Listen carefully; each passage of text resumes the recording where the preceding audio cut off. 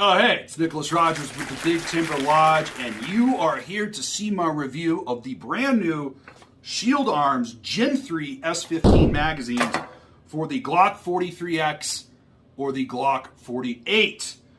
And boy, is this going to be exciting. And I just want to communicate with the viewers. I let Shield Arms know that I would be completely honest with you, so you know whether or not you could trust on these new magazines in a life or death situation. So let's jump right into it. So when Shield Arms reached out to me, they said, hey, we're releasing this new Gen 3 magazine so that it works across the board in all of the 43X and 48 variations from Glock.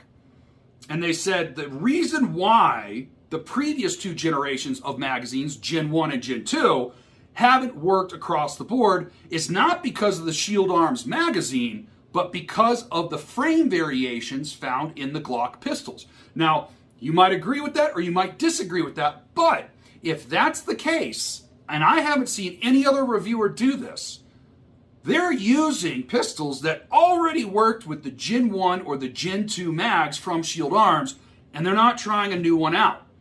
My personal everyday carry has been using the Gen 2 magazines from Shield Arms now for quite some time, and I have had almost zero issues with these magazines. I've fired thousands of rounds utilizing both of my S15 Gen 2 mags, and I've had only a small handful of issues, and they weren't magazine related.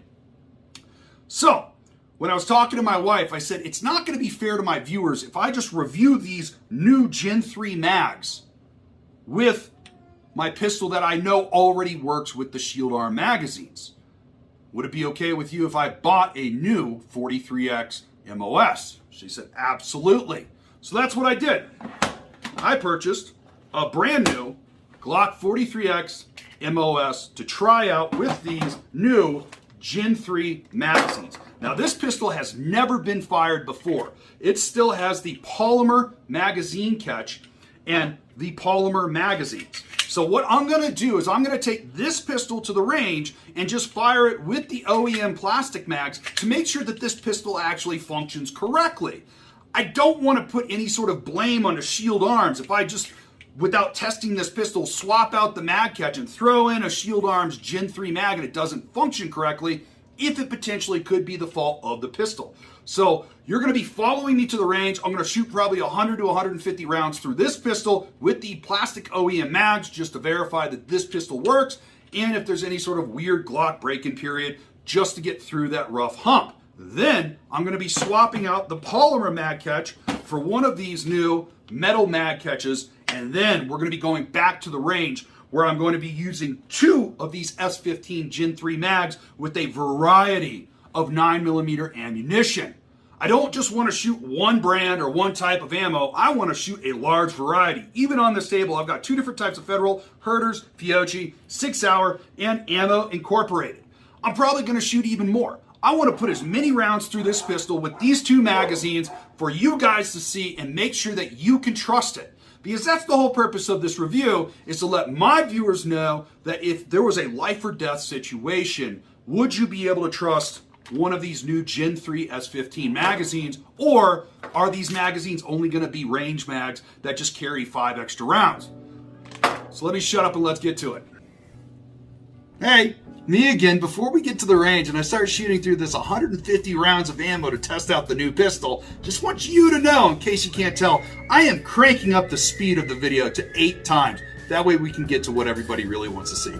The new Gen 3 S15 mags. Enjoy!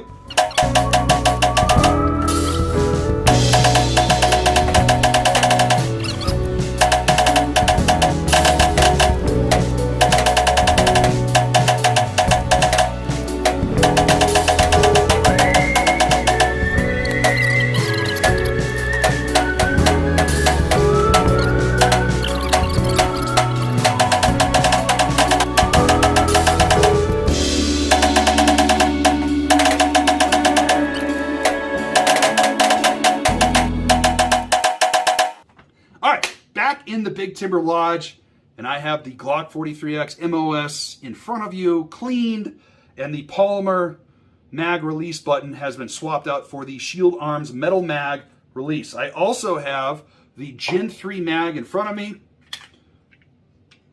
as well as the Gen 2, just to talk about these really quickly. The big difference that you are going to notice with your eye is the back of the Gen 3 mag has this ribbing, whereas the Gen 2 is smooth. One of the reasons why they did this is to true it up, right? So when you put the magazine inside of the magwell, it's to make it as snug of a fit as possible to mimic what the OEM mags were doing. So that way, if there's a little bit of slop, it's going to tighten it up, and then the follower is going to come up at the correct angle that it needs to ensure that not only is the next round going to feed correctly, but also so that the slide will stay back after the last round. Now, if I put the Gen 2 mag in, Gen 2, smooth back, you'll notice this goes in very easy, and there's quite a bit of slop inside of the magwell with that magazine. Now, if I put a Gen 3 mag in, it's a much tighter fit, okay?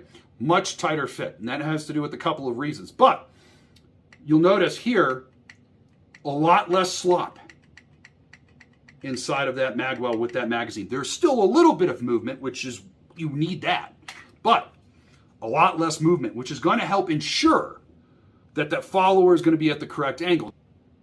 So I'm ready to go to the range. I'm going to take these two Gen 3 magazines outside. I'm going to spray paint one white on the side and then one orange. That way, as I run through the 6, 7, 8 different types of ammunition, if I start to have issues with these magazines, we'll be able to identify which magazine was giving me the issue, or if it was both of them, or if it's none of them.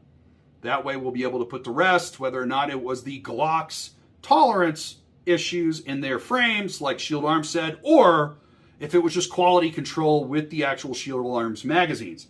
I have a feeling, though, both of these are going to run phenomenally.